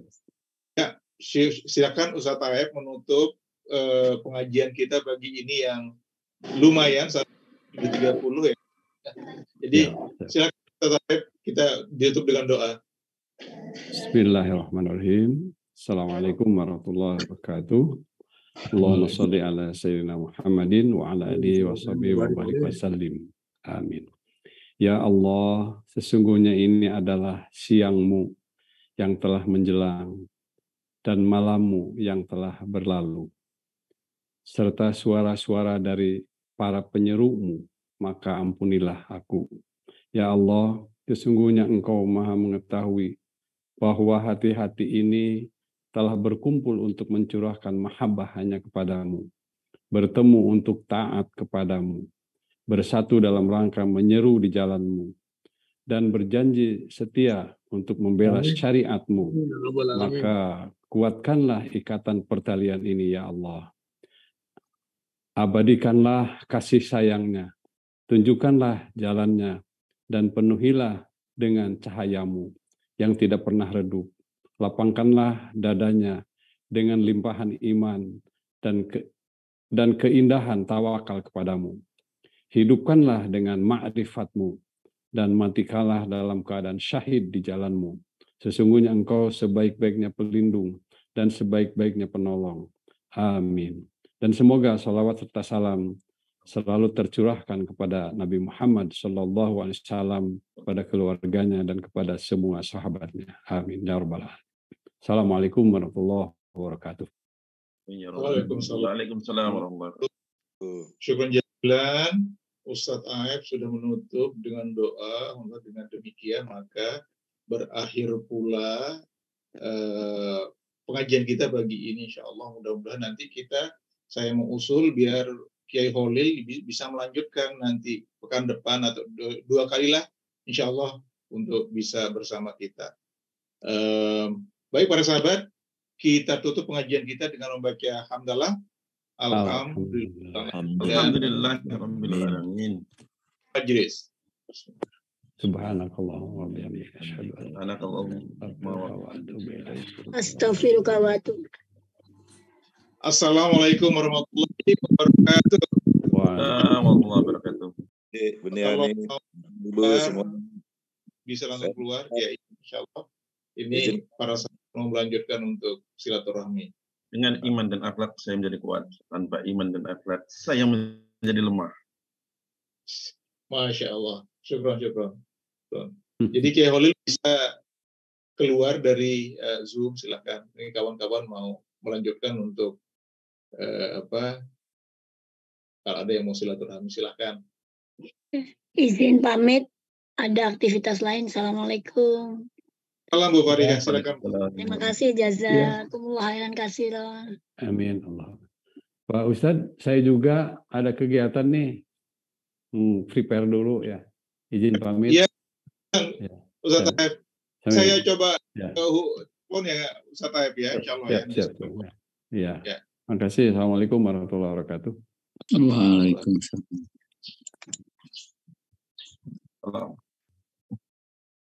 Silakan kawan-kawan, para sahabat, ada yang mau, mungkin ada hal yang penting, seperti biasa kita 15 menit ya untuk ini. Oh, ini Pak Kayadi, silakan Pak Kayadi. Silakan Pak. Baik, terima kasih. Terusan Ustaz. Assalamualaikum warahmatullahi wabarakatuh. Waalaikumsalam. Alhamdulillah, syukurillah, wassalatu wassalamu ala rasulillah. Kita semua bersyukur. Ustaz Buni, terima kasih. Jadi kajian taat ini makin hari makin berkembang bagus, baik kualitas maupun jumlah pesertanya. Mudah-mudahan nanti terus berkembang harapan kita. Jadi kajian taat ini adalah menjadi benar-benar menjadi bagian dari kegiatan pengkaderan dan pencerahan umat dalam mendidik dan mencerahkan kader dan para pengurus. Setuju sekali nih Buni, Ustaz Buni, agar kajian taat ini setelah kajian itu memang ada waktu sebentar karena ini bagian dari pengkaderan, maka perlu memang disampaikan. Yang pertama terkait dengan kajian, karena jamaah ya teman-teman ya, maka saya mengusulkan ini, mohon maaf kalau ada nanti yang kurang berkenan memang. Jadi aturan etika dalam mengikuti kajian akad pagi karena ini kan pengkaderan, jadi harus ada dan harus ditaati bersama gitu kan. Misalkan bahwa mubalik itu jangan ditanggapi atau artinya dikanter gitu. Jadi kalau menanggapi positif, mendukung, enggak apa-apa. Nih, mohon maaf tadi untuk Kang Rohmat nih, mohon maaf. Jadi betul tadi Ustaz Buniani langsung memutus. Jadi ini kan pembelajaran kita bersama dalam tawasobil haq, tawasobil sabr. Jadi memang harus begitu aturannya menurut saya ya. Terus yang kedua, Ustaz Buni karena ini bagian dari pengkaderan juga disampaikan keluhan teman-teman dari daerah nih Ustaz Buni. Ini penting ini masalahnya. Jadi teman-teman yang berjuang di daerah itu memang saat sekarang apa ya wajar lah menurut saya lah riak-riak dari daerah itu wajar karena mereka sudah berjuang selama hampir 3 tahun ya Ustaz Buni ya, di tahun ketiga ya. Sekarang sudah mendekati detik-detik akhir dari perjuangan kita. Artinya bukan detik akhir, dari puncak dari perjuangan itu memang dalam sebuah partai politik itu kan memang di pemilu ya. Karena dari situlah nanti hasil perjuangan kita selama ini dibuktikan di sana, hasilnya seperti apa, apakah hasilnya bagus, kita dapat dukungan dari rakyat itu maksimal atau tidak. Maka itu harus terus diperbaiki dan dikembangkan gitu kan. Nah, yang saya pelajari saat sekarang ini dari sebagian keluhan ini, mohon maaf ini mungkin mewakili Jawa Tengah kali. Nanti kalau teman-teman di Jawa Tengah mungkin menambahin juga bisa. Kasusnya mungkin hampir sama walaupun agak mirip-mirip ya dari daerah lain. Jadi memang saat sekarang itu teman-teman di daerah itu sedang berjuang dengan sungguh-sungguh itu agar cita-cita perjuangan kita di puncak itu memang juga menghasilkan hasil yang maksimal. Jadi semangatnya itu ya seperti doa kita itu Ustaz Buni, hasbunallah wa ni'mal wakil, ni'mal maula wa ni'man nasir itu. Jadi memang saat sekarang hanya Allah lah satu-satunya majikan dan memang tempat kita berlindung dan meminta pertolongan begitu. Kira-kira begitu. Jadi gambarannya mungkin itu Bu saja nih sesungguhnya maknanya yang di dalam Ustaz Bunia ini juga tahu ya, ini kan terkait dengan dukungan logistik perjuangan. Saya rasa semua sama, tapi memang inilah kondisi kita partai baru tentu berbeda dengan partai-partai yang lama. Kan punya stok logistik, dukungan logistik yang kan finansial yang cukup besar. Tetapi kita bersyukur sampai sekarang bahwa kita masih bisa bertahan saat sekarang, ada riak-riak, dan itu menurut saya perlu disiram dengan air yang sejuk, yang menyejukkan. Saya pikir perjuangan itu sudah panjang dan sudah terbukti. Jadi menurut saya sekarang ini tinggal komunikasi menurut saya Ustaz Buni. Jadi teman-teman daerah itu saat sekarang yang penting itu disapa, dan bahasa kalau Jawa itu diuangke gitu loh, disapa bahwa perjuangan dia tuh dihargai begitu. Dan mereka juga menurut saya tahu lah kalau posisi kita ini partai baru dan memang seperti itu kondisinya. Tapi memang harus disapa, komunikasinya bagus, baik terutama dari DPP gitu kita. Kira-kira Ustaz Buni. Dan saya rasa itu sehingga sapaan itu mudah-mudahan bisa menyejukkan. Itu saja menurut saya Ustaz Buni, mungkin nanti teman-teman akan menambahkan yang lain. Tapi saya yakin kok menurut saya sama ya kasusnya ya. Matur suwun. Assalamualaikum warahmatullahi wabarakatuh. Waalaikumsalam. Syukron Pak Kayadi untuk masukannya Pak. Jadi kalau saya sih sebetulnya setuju ya. Tadi Ustadz Rohmat tadi mau mendiskusikan tentang itu ya, mana yang soal uang ya, yang tadi sebetulnya bagus itu sebetulnya Pak Rohmat kalau dilanjutkan, cuma karena memang biar kita fokus topiknya politik Islam, dan yang kedua karena juga waktunya sudah habis di ujung, jadi kita tutup saja gitu. Nah nanti mungkin Pak Rohmat nanti kita bahas mungkin Pak, insya Allah Pak di lain waktu Pak. Itu mana yang boleh gitu Pak, apakah kalau kita mengeluarkan dana gitu untuk kampanye itu yang mana saja yang halal, yang mana yang haram Pak.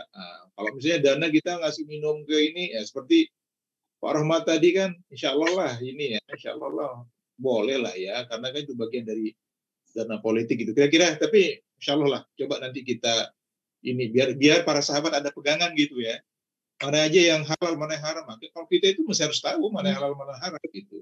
Jadi kita ini. Jadi terima kasih Pak Kayadi Pak, insya Allah Pak dengan masukannya. Jadi ini kelanjian kita ini memang dari kita untuk kita. Oh ini Pak Kinarto Pak. Dibuka Pak ininya Pak. Dibuka mikrofonnya Pak Kinarto. Oke, silakan Pak. Dibuka mikrofonnya Pak. Karena mikrofonnya masih tertutup. Pak Kinarto dari mana Pak? Dari Jateng 2. Kudus Demak Jeporo. Kudus Demak Jeporo. Assalamualaikum warahmatullahi wabarakatuh. Waalaikumsalam. Saya Kinarto dari Dapil Jateng 2, Demak Kudus Jepara. Ini baru ada 3 bacalek. Saya, Kinarto, dan Tri Utami, serta Bapak Sumaji dari Demak. Kami sangat kesulitan untuk mencari teman caleg dari Jateng 2 ini. Sehingga kami berjuang hanya bertiga, dan yang satu yang perempuan itu juga masih mengandalkan kami-kami. Sehingga kami hanya berdua, Pak Sumaji dan Kinarto. Pak Sumaji itu dari Demak, Pak Kinarto itu dari Jepara. Mohon doanya dan mohon semangatnya, diberi motivasi kami untuk bisa berjalan. Ini nanti jam 2 kami pertemuan di Dapil 5 Jepara, dan besok tanggal 18 hari Jumat itu pertemuan di Demak, di seluruh bacalek Demak, 21 orang kumpul dan kami diundang. Untuk itu kami baiknya menyampaikan apa? Karena saya di WA, tolong Pak Kinarto segera memberikan tuahnya kepada para bacalek Kabupaten Demak. Mohon pencerahan dari panjenengan, saya harus menyampaikan apa kepada Bacalek DPRD Kabupaten Demak itu. Terima kasih. Wassalamualaikum warahmatullahi wabarakatuh. Waalaikumsalam. Sebetulnya Pak Kinarto, yang tadi yang disampaikan oleh Kiai Holi itu aja yang disampaikan, Pak. Nggak usah kita ulang, Pak. Iya. Jadi itu udah Kiai Holi udah lengkap itu, Pak. Iya, tadi sudah lengkap. Ya, dari banyak tadi sedikit yang saya ingat dan nggak hafal semua Pak Kinarto. Jadi Kiai Holi beliau itu sudah memberikan kita pencerahan dan itu dalilnya udah dari Quran, dari hadis. Ya apalagi yang kita mau ini Pak percayai. Kita orang Islam pastilah kita percayai Quran sama hadis dari sunnah gitu ya. Jadi Pak. Jadi kita titip salam ke para sahabat Pak di Jawa Tengah 2. Itu 2 bulan yang lalu saya ke Jawa Tengah 3 Pak. Itu ke Pati Pak. Pati. Iya, saya harap kok nggak mampir ke Jepara gitu lewat Pati. Kalau diundang akan mampir gimana? Oh gitu Bapak. Ya maaf ya. Gimana kalau nanti hadir tanggal 18 hari Jumat Pak, jam 1 siang di Demak. Itu nomor telepon saya Pak Kinarto udah tahu. Ya. Nah, nomor di ini aja Pak, dicatat aja Pak. Nanti kalau Pak Kinarto jenengan mau menghubungi saya, nanti kita ini, Insya Allah. Pokoknya atas DPP nanti Insya Allah nanti kita coba ini Pak. Amin. Jadi, salam Pak Kinarto ke para sahabat kita. Ini kita saling menguatkan Pak. Ini kan kita kalau pesannya Pak Amin Rais ini partai kita ini bukan partai yang mencari dunia Pak. Ini partai kita. Betul. Kalaupun kita di dunia ini, alhamdulillah Pak, cuma bonus sedikit saja Pak. Ini kan. Penting kita Pak sudah mengikuti ajaran Rasulullah SAW. Kita berpegang pada Quran dan hadis. Menang alhamdulillah. Kalah ya nggak apa. Alhamdulillah juga. Kan kita sudah menjalankan ini ajaran Rasulullah itu aja intinya. Jadi salam kita lah gitu. Oke Pak Kinarto, salam. Ya terima kasih Pak. Siapa silakan para sahabat, masih ada waktu 10 menit lah sampai jam 8 ya. Insya Allah ya kita ini. Pak Rohmat silakan Pak, kalau ada yang mau ditambahkan Pak. Ya, terima kasih Pak Bun. Saya saran aja Pak. Saya kepada calon-calon caleg itu saya kira bawa itu nama Pak Natsir, bawa nama tokoh-tokoh Dewan Dakwah, bawa nama-nama Pak Amin. Pokoknya segmennya itu kita dekatkan kepada tokoh-tokoh yang ada di Partai Umat, tokoh-tokoh Islam yang konsisten. Saya kira itu Pak yang kita jual gitu loh. Bahwa Partai Umat itu dari awal memang diarahkan untuk menjadi Hizbullah. Jadi segmennya udah jelas Pak. Betul, Pak. Sehingga lebih mudah gitu loh. Jangan sampai kita buang-buang waktu, buang-buang energi hanya untuk mendekati orang yang malah justru tidak mungkin. Jadi saya kira mesti banyak umat Islam ini, termasuk juga ketika ke pasar gitu loh. Saatnya berbelanja kepada orang-orang dan kenalkan ini. Nih, belanja ke tetangga, belanja kemanapun gitu. Bila perlu beli bensin tidak di SPBU Pak, di warung-warung sambil pesankan gitu loh. Bu kenal Pak Amin Rais, ada salam dari Pak beliau buat Ibu. Wah luar biasa itu. Iya. Loh, kenal saya? Enggak, pesannya terus supaya menebarkan salam untuk Ibu gitu. Wah itu udah luar biasa gitu loh. Nah artinya ini bagian dari skill with people yang harus dimiliki oleh kader masuk di caleg-caleg. Saya kira di waktu yang akan datang kita bisalah berikan bagaimana tahapan-tahapan direct selling, tahapan-tahapan dakwah partia gitu loh. Ini semua dalam rangka untuk ini. Terima kasih Pak. Syukron Pak Rohmat. Baik. Kawan-kawan, ada lagi yang mau? Oh, ini ada Pak Ramanto, Pak. Monggo, Pak. Ramanto Bogor, Pak. Assalamualaikum warahmatullahi wabarakatuh. Pak Ramanto, mana videonya? Nggak kelihatan gantengnya nih. Sambil ngopi. Ya. Tadi yang pertama kami ingin menanyakan juga mengenai kelanjutan yang diskusi minggu lalu ya, Ahad lalu, Ya. tentang ekonomi gitu kan. Yang pertama tentang apa namanya pengelolaan syariah ya dan nah yang kedua nih saya kira tadi ada yang menyampaikan bahwa ini adalah salah satu pembinaan kaderisasi dalam pengajian pagi ini. Kita mungkin menyarankan jadi ke DPP bahwa minimal KSB seluruh Indonesia itu akan hadir itu sangat bagus sekali gitu kan. Umpamanya ya kalau kita lihat kan sekarang baru 90 gitu ya.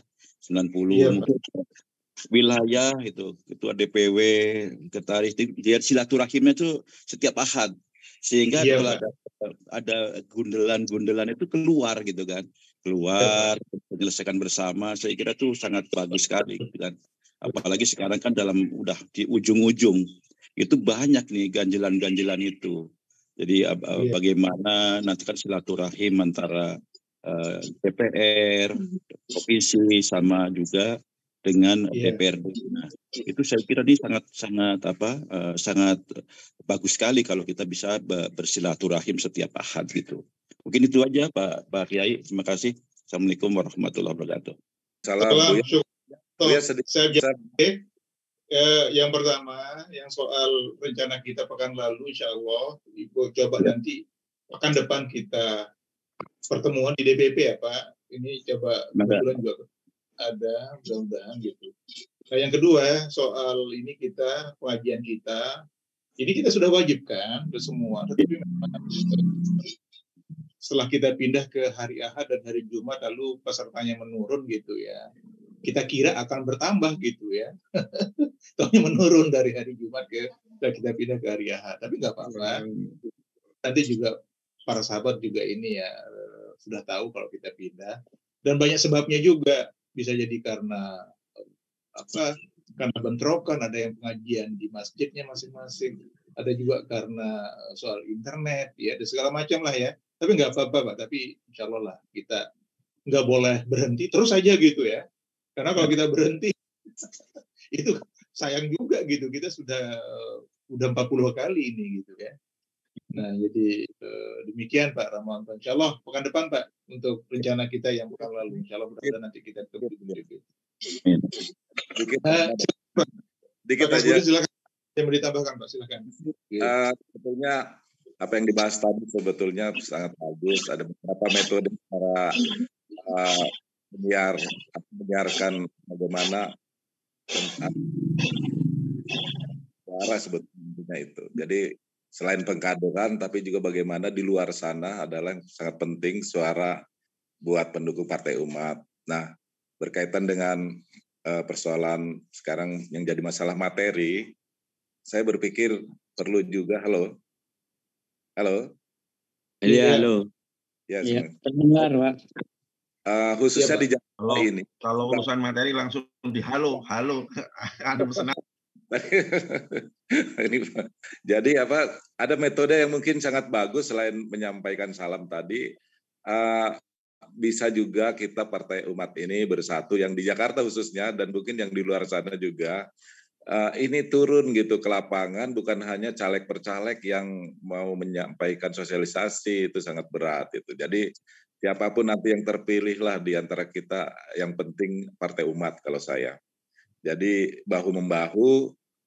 Bagaimana caleg A menjadi kader caleg B, sebaliknya begitu. Kita turun ke masyarakat gitu ya. Itu boleh juga kalau pengajian seperti ini dilakukan dipraktekkan di masyarakat gitu. Kita membutuhkan ustadz nih, kiai yang bisa menyampaikan dalil-dalil agama ya, dalil-dalil Islam gitu, supaya sedikitnya nih masyarakat juga tahu takut juga akan akhirat gitu, karena sekarang ini mereka cuma uang aja yang dipikirkan gitu. Nah, coba metodenya kalau partai lain dia masuk ke korte-korte, ke RT itu sudah diambil alih oleh mereka itu karena uang gitu. Jadi kita masuk juga RT kadang tidak mengizinkan spanduk kita. Ada seperti itu Bu Yani. RT nolak spanduk kita karena dia pikir dia sudah menjadi tim relawannya partai lain dan uangnya sudah turun katanya begitu. Nah ini kesian juga partai umat, dia nggak semuanya punya uang gitu kan. Nah jadi saya bagaimana kalau RT-nya tidak bisa masuk, tokoh masyarakatnya masih ada Bu ya yang menerima. Nah, bisa kita jadikan tempatnya untuk pengajian dari partai umat dan materinya seperti ini. Saya yakin itu lebih banyak. Jadi kalau orang yang mungkin menebarkan uang mungkin bisa berapa persen. Saya yakin masyarakat Indonesia masuk kebaikan. Itu menurut saya Bu ya.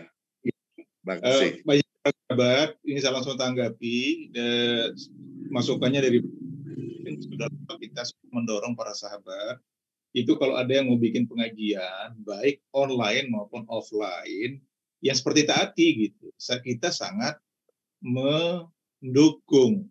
Nah, yang sudah melakukan pengajian online itu Jogja, DP Jogja Pak Kasbudin, alhamdulillah itu setiap Rabu malam jam 8 sampai jam 10 malam, namanya Karomi, kajian Rabu malam.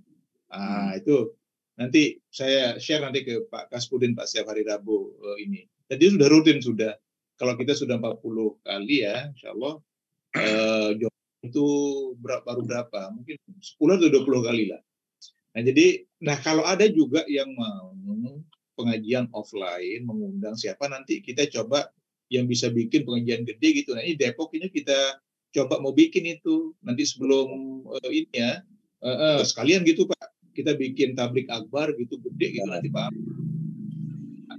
Pak Amin yang datang itu yang sebelum yang resmi yang gede nanti gitu sebelum yang resmi. Jadi untuk memperkenalkan partai kita itu ke warga Depok. Nah, para sahabat, itu insya Allah Pak Amin itu, beliau itu kalau diundang itu pasti datang.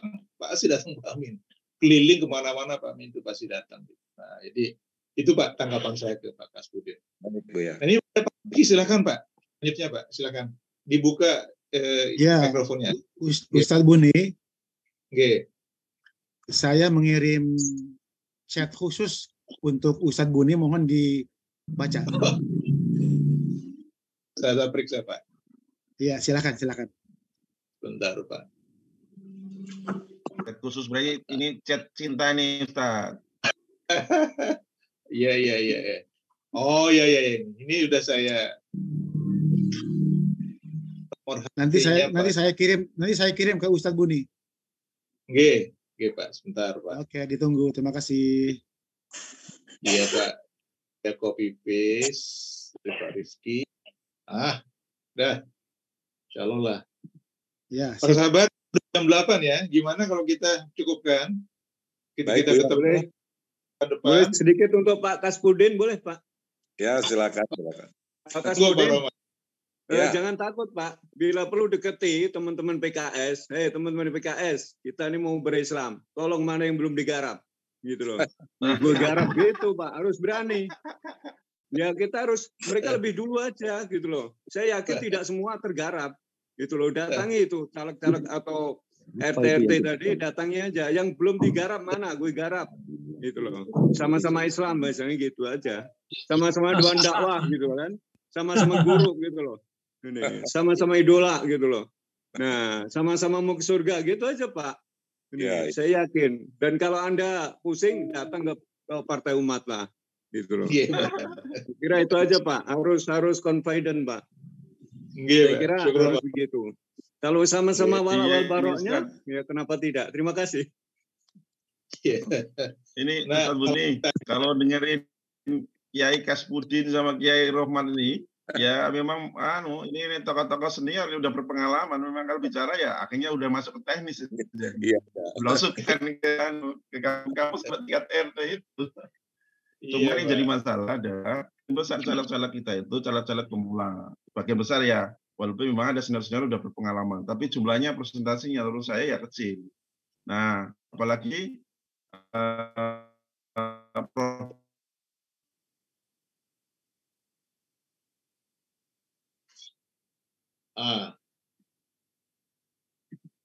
Suaranya hilang, Kasbudin. Suaranya hilang. Kelihatannya koneksi Pak Kayadin. Baik sahabat, ini kita cukupkan ya. Insya Allah kita depan. Ya. Saya usul pekan depan itu masih Kiai Holil sebetulnya ngasih kita sekali 2 kali lagi. Setuju nggak, Pak? Para sahabat, Kiai Holil masih ngasih kita pencerahan gitu. Setuju Bu ya? Setuju. Tadi ya saya usul ke pengelola Kiai Holil, dan Kiai Holil nanti biar kita langsung bilang beliau kalau hari ini kan beliau terlambat ya.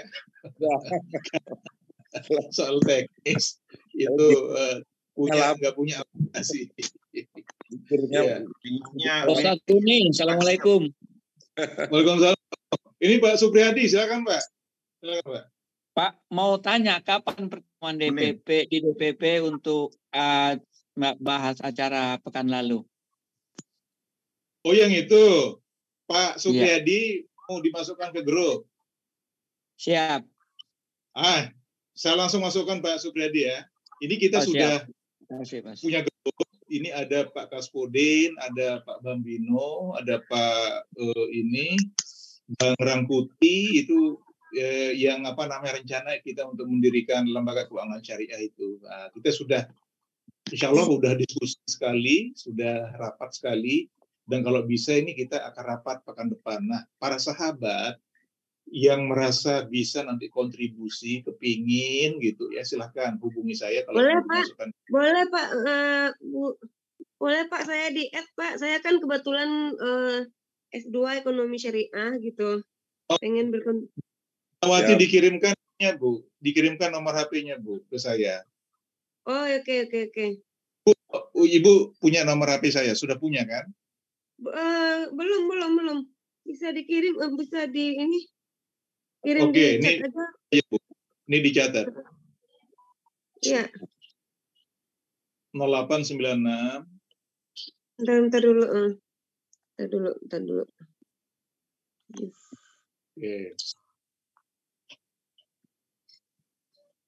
0896 1205 7576 0896 1205 7576. Oke Bu, nanti Bu Jufriyawati kirim WA ke saya Bu. Iya. WA nanti saya masukkan. Nah baik, para sahabat, Pak Supriyadi nanti saya masukkan ya Pak. Insya Allah ini saya sudah izin untuk masuk ke grup. Jadi insya Allah kita mau coba nanti bertemu sekali. Mudah-mudahan langsung ketum bisa memfasilitasi rencana mulia ini gitu sehingga mudah-mudahan lah cepat terbentuk begitu. Baik para sahabat, kita cukupkan ya. Insya Allah ya, karena udah jam 8:05 menit. Assalamualaikum warahmatullahi wabarakatuh. Waalaikumsalam. Assalamualaikum wabarakatuh. Minta keluarin. Selamat pamit libur nih. weekend. Saya nih dan Bapak Ibu semua.